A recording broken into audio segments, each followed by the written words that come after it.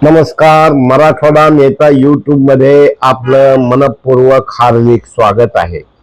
मित्र हो, CID चित्रपट पाहिला आणि 2 दिवसापासून पालकमंत्र्याचं भाषण असेल, महसूल मंत्र्याची रितेश देशमुख सिनेस्टारची भेट असेल, महसूल मंत्र्याची अमित देशमुखची भेट असेल, आज बेंगलोरमध्ये धीरज देशमुख यांची उपमुख्यमंत्री यांची भेट, कारण आणि ह्या सगळ्या श्रृंखला पाहत असताना, कारण कहीं पे निगाहे कहीं पे निशाना, आणि मग वाटतं तो CID पिक्चरचा डायलॉग मला भैयू महाराजाची आठवण होते.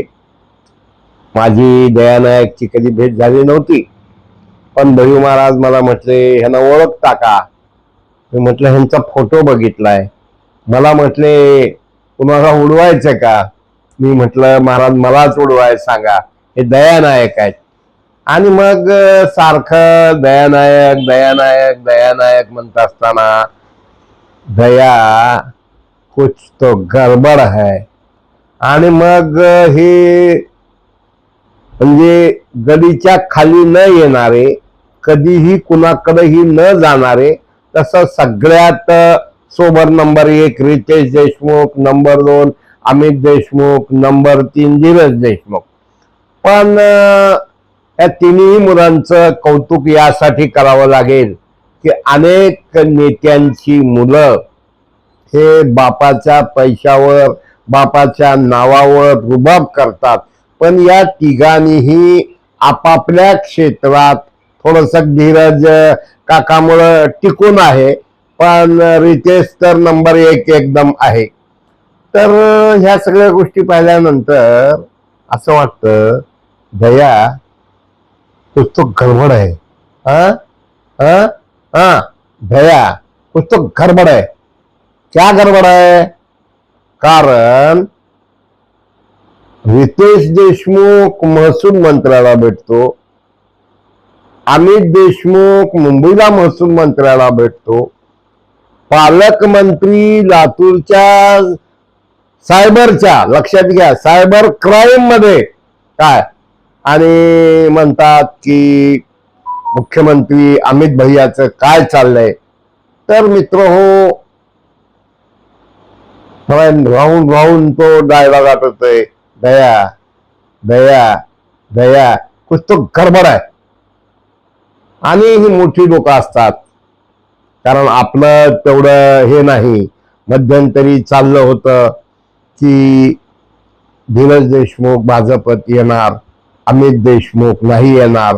मग भाजप हायकमांड नाही यायचं तर दोघंही या, नसता येऊ नका. आणि आता पश्चिम बंगाल नंतर तर अनेकांच्या झोपा उडाल्या.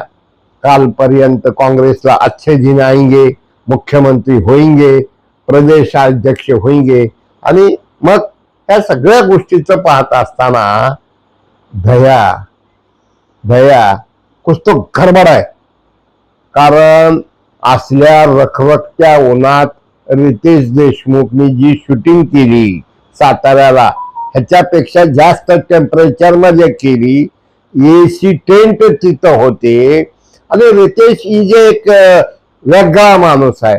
पण धीरज देशमुख बेंगलोरला काय जाते, कारण मध्ये उपमुख्यमंत्री हे मुख्यमंत्री होणार, सोडणार, भाजपत येणार, अशा चर्चा होत्या.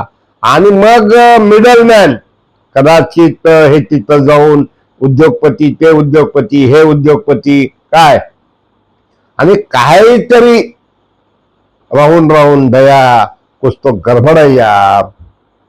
आणि आम्ही CID नाही, CID सारखं बोलत नाही, आणि आमची की इच्छा असो किंवा नसो, पण राजकारणात कोणच कोणाचा कायमचा शत्रू नसतोय, कोणच कोणाचा कायमचा मित्र नसतोय. पण जो घटनाक्रम पाहतोय की रितेश देशमुख यांना परिवहन खात्याचं STचं अँबॅसिडर केलं गेलं, त्यामुळं शंका येते की दया कुछ तो गडबड आहे गडबड आहे गडबड आहे. आणि गडबड आहे म्हणजे काय? लोक म्हणतात अरे भैया बरोबर हो, मंत्री होतील तिकडे गेले तर आणि भांडणाला कटाळून जातील, मग पुन्हा एकदा एक हाती छत्री लातूर मध्ये येईल. मग लोकांना वाटतंय, पण ते वाटतंय तसं नसतंय.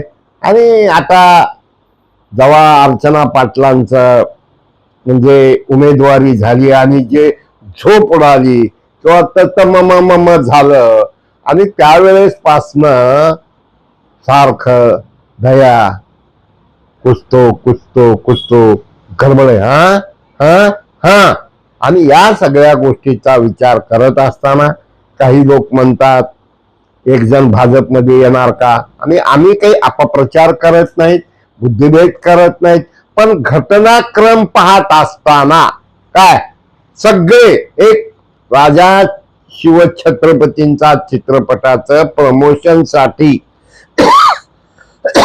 सगळ्यांनी आपापल्या परीनं प्रयत्न सुरू केलेले आहेत.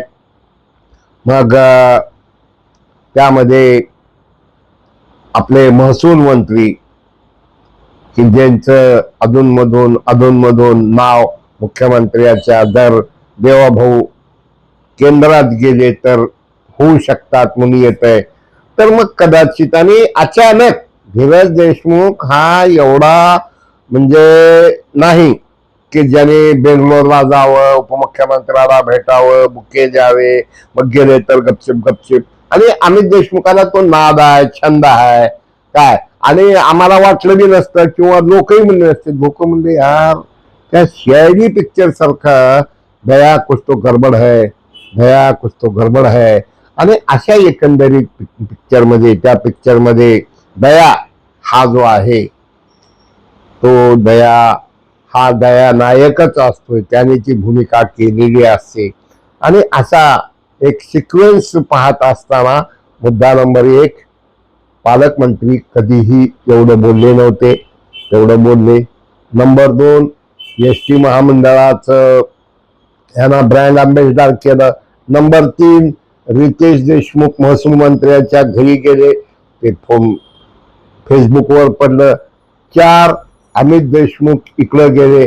आणि दुसरं जे बोलले ना पालकमंत्री, मोठा माणूस म्हणजे आपल्याकडे आणला पाहिजे, मुंबईला नेला पाहिजे, मोठा माणूस, पैसेवाला माणूस. काय खरं म्हणजे पैसेवाला मोठा म्हणल्यावर ईडी फिडी काहीतरी व्हायला पाहिजे, पण होऊ शकत नाही. कारण विलासराव देशमुखांनी जे वातावरण तयार करून ठेवलंय, जसं गोपीनाथरावनी केलं, पण विलासरावांची मुलं पूत सपूत तो धनसंचय किस लिए, पूत कपूत तो धनसंचय किस लिए, त्या पद्धतीनं अमित देशमुख असो, रितेश देशमुख असो, अहो हिरो म्हणल्यावर किती बिघडलेले असतात.